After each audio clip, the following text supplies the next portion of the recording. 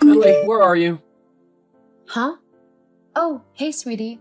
I'm just at the shops getting some food for dinner. There were a few things that I was missing, and I wanted to make your favorite meal tonight. I have quite a big announcement, and I thought it would be nice to have dinner together first. Uh-huh, fine. But how many times have I told you to make sure that the house is spotless before I come back home from work? Huh? What do you mean? I think the house is pretty clean already. What on earth gave you that impression? The fact that I've cleaned it today? Well, you've done a pretty poor job. I'm sick and tired of telling you time and time again to clean the house. As my wife, you should do as I tell you. Not to mention that it's pretty much the only job you have all day. You don't even work, unlike me. Every day I have to go to work and spend hours at a job that I hate just so that I can earn the money to keep the both of us in a house. All I want is a clean place to come back to at the end of the day so that I don't have to do more work at home. Not to mention, why'd you leave so late to go and get whatever groceries you needed? It's already past 5. My dinner should be ready and waiting and hot on the table for me the moment I step through the front door. Just how useless can you be? I don't even know what you're so upset about. What isn't tidy? Because I know that I've cleaned the house today, so there's absolutely nothing for you to be mad about. Oh, you've tidied it all, huh? Then why is there a dirty plate and mug right by the sink? That doesn't scream tidy and clean to me. Oh my god. Is that seriously what you're complaining about? 2 items? And they're still right there, which proves that I'm right and you're wrong. You haven't cleaned today because if you had, they wouldn't be here. They have literally only just been used. I had a quick snack and a drink before going to the shop, and I just didn't have time to wash them up yet. I was going to do it when I got back. You're only saying that because you've been caught being a lazy slob. God, what kind of wife even are you if you can't even keep a house clean? If you actually stopped being a drama queen for 1 second, you'd see that I've cleaned everything from top to bottom. I've also done all of the laundry, changed the sheets on our bed, and even managed to get those boxes of clothes to the charity so they could be sold there and stop cluttering up our house. So I think you'll find that I've done a lot today, even though I've not been feeling too great and have actually been sick a couple of times today. Hang on a minute. What do you mean you've taken those boxes away? Why would you do that? Huh? Because we've been talking about donating those clothes for quite a while now, but we've never actually gotten around to doing it. Even though we sorted out all of the things that we didn't want. I finally managed to get rid of them today. I had clothes in there that I still wanted. What? But you said that everything in those boxes was useless to you and that you didn't want them cluttering up your side of the wardrobe anymore. Yes, well, I changed my mind. There were some things that I wasn't sure about getting rid of. Well, I'm sorry, but the boxes are gone now. There's nothing I can do about it. Maybe we can just go and buy the things that you wanted to keep? Or you could go and get all the boxes back from the charity so that I can sort through them all. What? That's not really possible. I don't think you can just go and take your donation back off of a charity. Not to mention that I don't particularly want to do that. It would be super awkward, and I don't want to look like a mean person who can't even donate a few boxes of old clothes. I don't care what you want. I want my clothes back ASAP. So you better go and get them, okay? As my wife, you have to do as I tell you.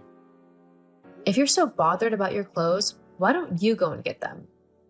No, I've been working hard all day long, earning the money to keep us both alive with a roof over our head. I shouldn't have to go out and sort out your messes.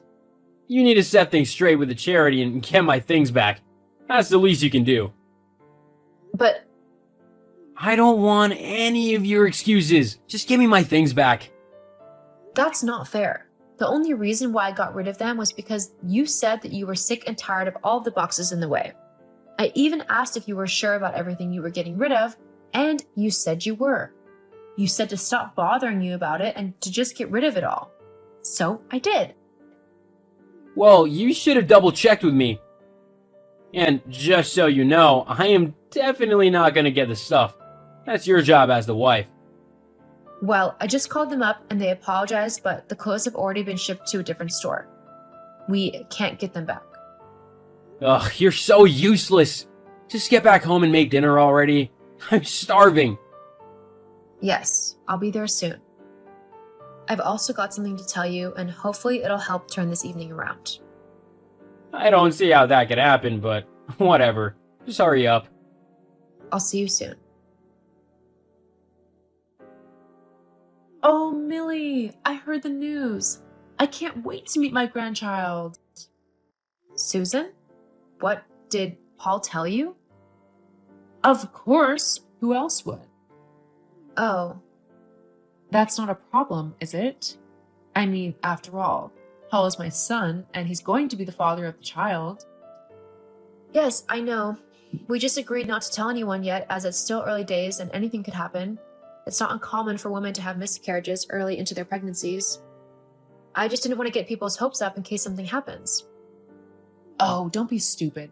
The only reason you'd have a miscarriage is if you don't do what you're supposed to do for the baby. You need to listen to me now, as I know what I'm doing. I'll make sure you give birth to a healthy child. First of all, you need to cut out all alcohol, sushi, coffee, and anything else that's bad for the baby. Although I suppose the pregnancy does explain why you've been getting fatter recently. I'm glad this is the reason, to be honest. I had been considering telling you to go to the gym. I can't have a fat daughter-in-law making my son look bad, you know? Excuse me? Did you just say I was getting fat? Well, yes, but it's only the truth. You're going to get much fatter now that you're pregnant. You just got to make sure you lose it all once you actually give birth. That is so rude.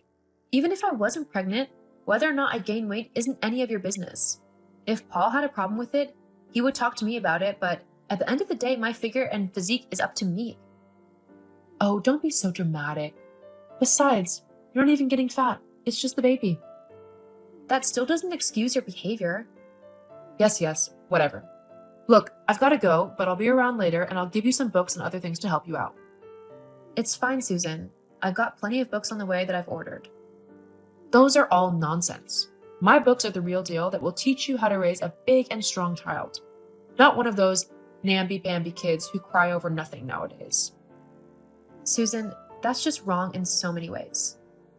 Look, I've really got to go. We'll talk more later. Paul? What on earth was that last night? I can't actually believe you behaved like that. Millie? Jeez, what are you moaning about now? I mean, don't you ever do anything but complain? Paul, I really think you need to stop acting like such a spoiled man-child right now. What? You can't speak to me like that. Oh, I can't? Then how come you got to speak to me like I was nothing but a piece of dirt last night? I mean, what even was that? Calling me too fat to eat with you? Even the waiter was appalled at what you said and that you ordered me a salad instead of what I wanted. You do realize that I'm 6 months pregnant, don't you? My stomach is going to be getting bigger than it is right now, and I'm definitely not going to stop eating just because you're too stupid to understand the process of pregnancy. Being pregnant means you put on a little bit of weight. I know that, but you don't need to blow up as big as you have. You could definitely do with losing a few pounds. You look completely unattractive. I can hardly stand being seen in public with you because of how fat you are. If you want to continue being with me, then you're gonna have to lose some weight. That's all I can say. Is that truly how you feel? You're actually giving me that ultimatum? Yup. I see. Very well then. You've just made my decision a whole lot easier. Huh? Decision? Yes. I've been thinking of it for a while now because your behavior is simply horrible. When we first got together, you were so sweet and kind and caring, but ever since we got married, you've turned into a vile, disrespectful, and vindictive man, and you're simply just not someone that I want to be with. And telling me that I'm getting too fat to be with you, simply because I'm pregnant, is honestly the last straw. If you're this kind of husband to me, I'd hate to see what kind of father you'd be like to my baby. So I'm leaving you. What? What are you saying? I'm saying that I want a divorce. What? No way, you can't do that.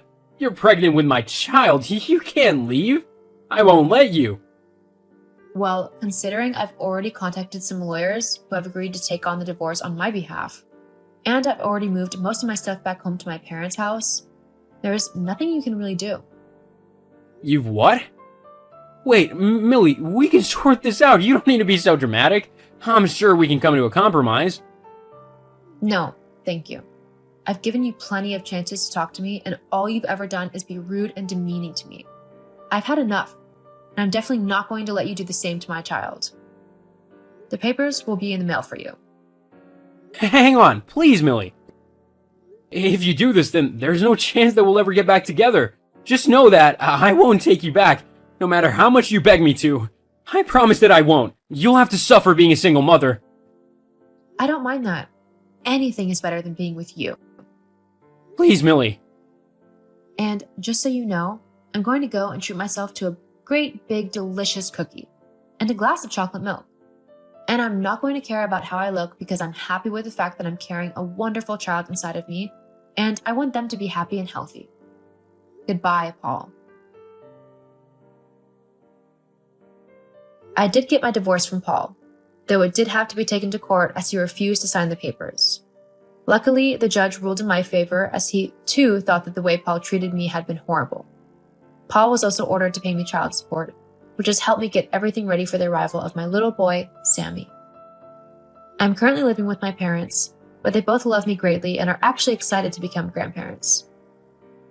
I've also managed to get a stay-at-home job, so I'm saving up for my own apartment. Things might be a bit scary at the minute, as I'm having to do a lot of this by myself, but I'm excited to start this next chapter of my life and look after my baby boy. The last I heard, Paul had to move back in with his mother, as the landlord kicked him out of the house for negligence as he hadn't bothered to clean anything after I left. He's currently staying at his mom's house, but things aren't great as both of them are too stubborn and lazy to actually do any housework. I just know that he has a long way to go before I let him try to be a father to my child.